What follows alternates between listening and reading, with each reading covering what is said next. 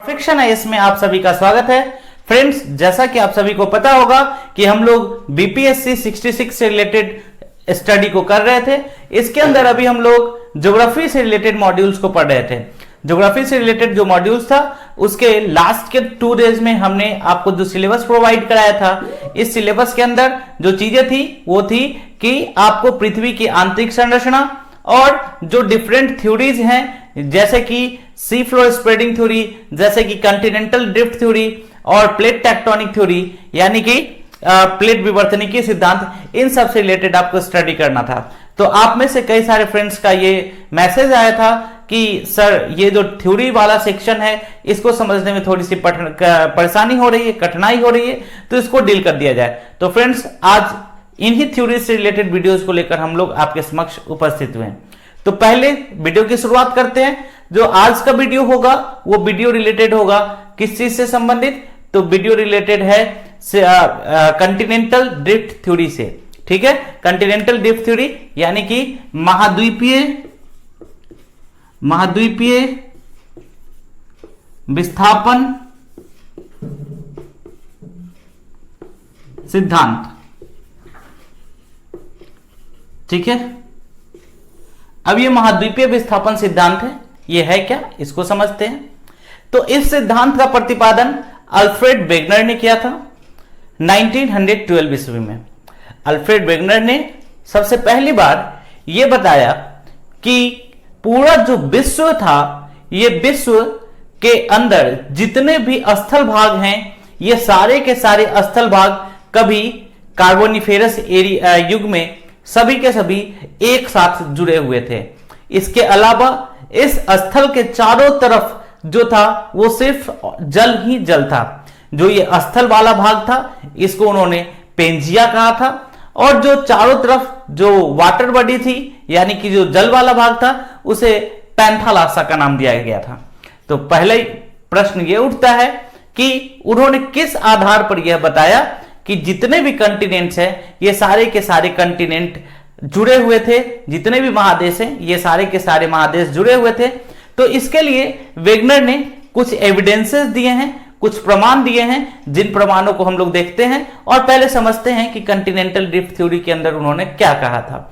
तो समझते हैं, उनका कहना था कि पूरा जो विश्व है, इस विश्व के अंदर जितने भी कंटिनेंट्स हैं आज के समय में, जो कि north America, south America, Africa, Europe, Asia और ऑस्ट्रेलिया के रूप में अलग अलग जगहों पे हैं, ये सारे के सारे कंटिनेंट एक जगह पे विस्तृत थे, एक जगह पे एकत्रित थे। सॉरी, जिस जगह को क्या कहा जाता था, पेंजिया कहा जाता था। क्या कहा जाता था, पेंजिया। और इसके चारों तरफ जो ये वाटर बॉडी थी इसको क्या कहा जाता था, पैंथालासा कहा जाता था। समझ रहे होंगे आप लोग, है ना। उसके बाद उन्होंने बताया कि इस पेंजिया के अंदर ब्रेकडाउन हुआ, और ये ब्रेकडाउन कंटिन्यूअसली रूप से आज भी ये ब्रेकडाउन चल रहा है। सबसे पहली बार जब ये पेंजिया के अंदर ब्रेकडाउन हुआ तो क्या हुआ, ये 2 पार्ट में बट गया, और जो ऊपर का जो भाग था इसको कहा गया लॉरेशिया, ठीक है, और जो नीचे का भाग था इसको कहा गया गोंडवानालैंड।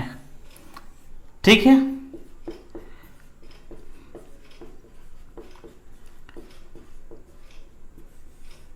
ये जो लॉरेशिया था इसके अंदर आज के कौन कौन से कंटिनेंट हम लोग पाते हैं, तो जैसे लॉरेशिया के अंदर उत्तरी अमेरिका,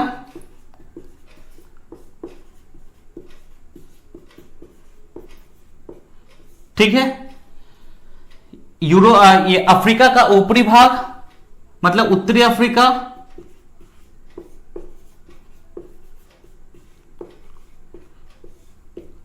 ठीक है, इसके अलावा यूरोप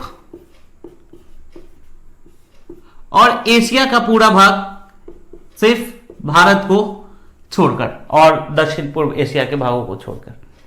तो ये सारा जो चीज था वो किसके अंदर था, लॉरेशिया के अंदर। गोंडवानालैंड के अंदर कौन कौन से देश शामिल थे इसको देख लेते हैं। तो नीचे का दक्षिण अमेरिका,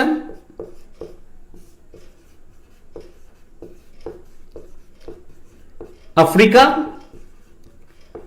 जो नीचे वाला भाग है, ऑस्ट्रेलिया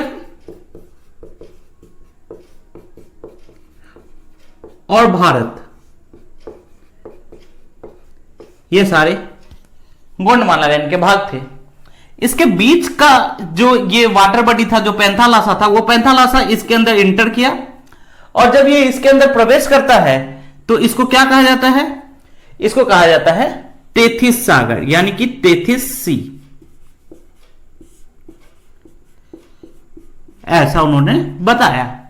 तो जब ऐसा उन्होंने बताया तो वेगनर से यह पूछा गया, वेगनर महोदय से, कि आपने किस आधार पे बताया, और यह बताया कि ये जो प्रक्रिया है, ये प्रक्रिया चलती गई और आज का जो विश्व है, आज का जो संरचना है, वो आपको मिलता है। तो इसके लिए उन्होंने एविडेंसेस क्या क्या दिया है, तो अभी हम लोग देखेंगे कि इसके लिए उन्होंने एविडेंस क्या क्या दिया है।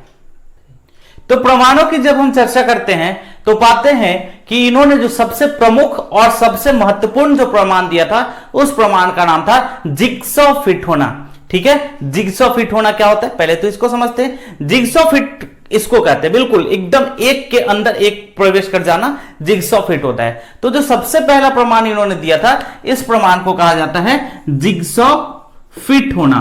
तो पहले समझते हैं कि ये जिगसॉ फिट होना होता क्या है। ठीक है, तो उन्होंने बताया कि विभिन्न जो कंटिनेंट्स है, विभिन्न जो महादेश हैं, इन महादेशों को अगर हम लोग एक जगह एकत्रित करें और उनकी सीमाओं को एक साथ मिलाएं तो हम ये पाएंगे कि जो कंटिनेंट्स हैं वो एक दूसरे के अंदर बिल्कुल फिट हो जाएंगे, जिगसॉ फिट हो जाएंगे, ऐसे फिट हो जाएंगे कि इसके अलावा कोई जगह नहीं बचेगा। तो इसके लिए उन्होंने कुछ एक कंप्यूटर प्रोग्रामिंग के तहत भी बताया, और एग्जांपल्स के तौर पे उन्होंने जो सबसे अच्छा एग्जांपल जो बताया, उस एग्जांपल में उन्होंने बताया कि उत्तरी अमेरिका, दक्षिणी अमेरिका, अफ्रीका, आप देखेंगे कि उत्तरी अमेरिका में जो स्पेस क्रिएट है आपको यहां पे मैक्सिको की खाड़ी के पास, उस जगह उस तरीके का वही उतना ही स्पेस जो बढ़ा हुआ है वो अफ्रीका के पास है। मैं जो बोल रहा हूं आप लोग इसको एटलस के अंदर जरूर मार्क कर लीजिएगा। तो इस तरीके से उन्होंने जो बताया वो क्या बताया कि उत्तरी अमेरिका, दक्षिणी अमेरिका, या और उसके बाद आप ये अफ्रीका की बात कर लें तो ये सब जो कंटिनेंट्स है बिल्कुल एक दूसरे से एकदम जिगसॉ फिट हो जाते हैं। इसके अलावा उन्होंने और क्या बताया, तो आप देखेंगे कि अरेबियन पेनिनसुला जो है, अरबीय प्रायद्वीप जो है, वो बिल्कुल आप देखेंगे कि जो मिस्र वाला भाग है वहां पर बिल्कुल वो जिगसॉ फिट हो जाता है। समझ रहे हैं? तो जिगसॉ फिट होना इनका दिया गया सभी प्रमाणों में सबसे प्रमुख प्रमाण इन्होंने माना। दूसरा प्रमाण की बात कर लेते हैं। पहला प्रमाण तो ये था, दूसरा प्रमाण क्या था? तो जो दूसरा प्रमाण इन्होंने दिया, इसमें उन्होंने बताया कि महादेशों के किनारे, ठीक है, महादेशों के किनारे, जो कि महादेश आज एक दूसरे से काफी दूरी पर स्थित हैं, उन महादेशों की चट्टानों की आयु में समानता होना। देखिएगा मैं क्या बोल रहा हूं कि महादेशों की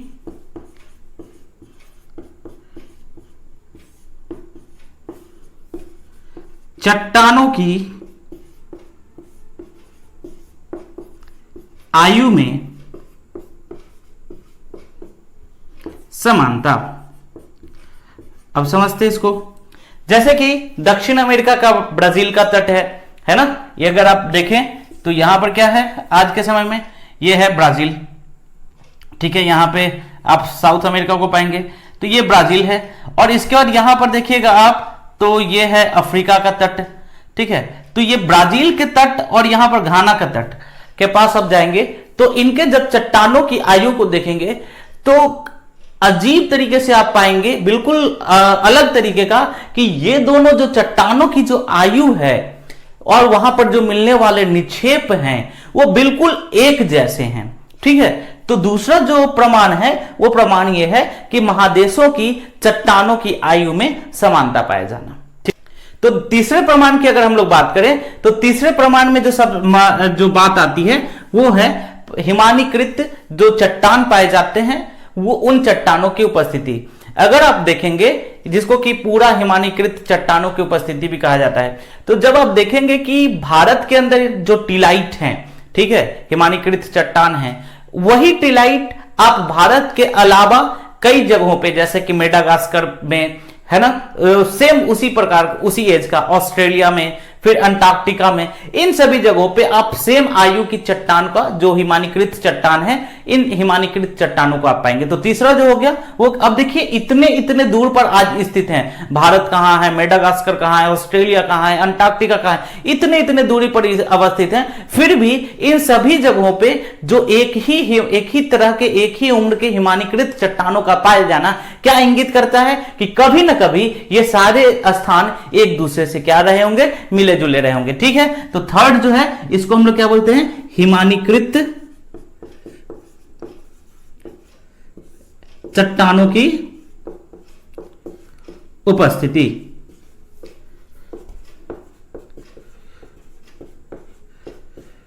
फोर्थ जो है वो है, जो चौथा है वो ये है प्लेसर डिपॉजिट्स। प्लेसर डिपॉजिट्स क्या है, तो देखिएगा आज यहां पर मैंने बताया भी था कि ये आपको ब्राजील का तट है और घाना का तट है। इन दोनों तटों को जब आप देखेंगे कि इन दोनों स्थानों पे, इन दोनों जगहों पे आप देखेंगे कि जो स्वर्ण का निक्षेप है, सोने का जो निक्षेप है, डिपोजिशन है, इन दोनों जगहों पे जो गोल्ड का डिपोजिशन है उसकी आयु बिल्कुल समान है। तो जो अब बताइए, ये दोनों एक दूसरे से इतना दूर है, और जब हम लोग जिग्सॉ फिट भी करते हैं तो एक दूसरे के अंदर फिट हो जाते हैं, और आज एक दूसरे से इतने दूर हैं, और इन दोनों जगहों पर एक ही आयु के क्या मिलते हैं, एक ही आयु के स्वर्ण के निक्षेप मिलते हैं। तो बताइए इतना दूरी पर आज एक दूसरे से अवस्थित है, फिर भी एक ही तरह का स्वर्ण का निक्षेप पाया जाना क्या इंगित करता है कि कभी ना कभी ये दोनों जो स्थान है वो एक दूसरे से जुड़े होंगे। तो फोर्थ जो हम लोग लिख सकते हैं वो है प्लेसर निक्षेप। ठीक है, तो 4 हो गया, समझ रहे हैं आप लोग। नेक्स्ट जो प्रमाण, जो काफी महत्वपूर्ण प्रमाण है, वो है जीवाश्म की अवस्थिति या उपस्थिति। देखिए फ्रेंड्स, हुआ क्या कि भारत मेडागास्कर, जो कि मेडागास्कर कहां पे है, अफ्रीका के अंदर, तो भारत में देखिएगा, मेडागास्कर में देखिएगा तो एक ही तरह के आपको रेंगने वाले जीवों के अवशेष मिलेंगे, जिनको क्या कहा जाता है, लैमूर कहा जाता है। अब देखिए भारत और क्या मेडागास्कर कितना दूरी पर है, आज काफी दूरी पर अवस्थित है, फिर भी दोनों जगहों पर सेम तरह के चट्टान, सेम तरह के जो अवशेष हैं, वो जीवाश्म हैं, वो आपको पाए जाते हैं। इसी प्रकार से आप देखिए, आप पाइएगा कि यहां पे दक्षिण अमेरिका के तट पे और अफ्रीका के तट पे भी एक ही तरह के जो ये है जीव जंतु थे, वो एक ही प्रकार के रेंगने वाले जीव जंतु दोनों जगह पे पाए जाते हैं। अब समझिए कितनी दूरी पर हैं दक्षिण अमेरिका और दूसरा कौन सा है, अफ्रीका, कितनी दूरी पर है। इतनी दूरी पर होने के बावजूद भारत और ये अफ्रीका कितनी दूरी पर है, काफी दूरी पर है, फिर भी इन दोनों जगहों पर एक ही जैसा आपको जीव मिलता है, रेंगने वाला जीव। अब सोचिए, क्या ये इतना छोटा रेंगने वाला जीव इतना वो पूरा समुद्र को पार करके, हिंद महासागर को पार करके या अटलांटिक महासागर को पार करके दूसरा जगह जाएगा? नहीं, वो उसी महादेश के दूसरे जगह पे नहीं पाया जाता है और एक तट और दूसरे तट पे पाया जाता है उनके अवशेष। इसका अर्थ क्या हुआ? इसका अर्थ हुआ कि ये दोनों जो महादेश थे, ये दोनों जो स्थान थे, कभी ना कभी एक दूसरे से जुड़े हुए थे। तो नेक्स्ट जो हम लोग लिखेंगे, जो काफी महत्वपूर्ण है, वो क्या है? जीवाश्मों का पाया जाना। ठीक है, जीवाश्मों का पाया जाना। ठीक है, तो ये जो 5 हैं, ये 5 काफी इंपॉर्टेंट एविडेंसेस थे जो कि किसने दिया था? जो कि वेगनर ने दिया था।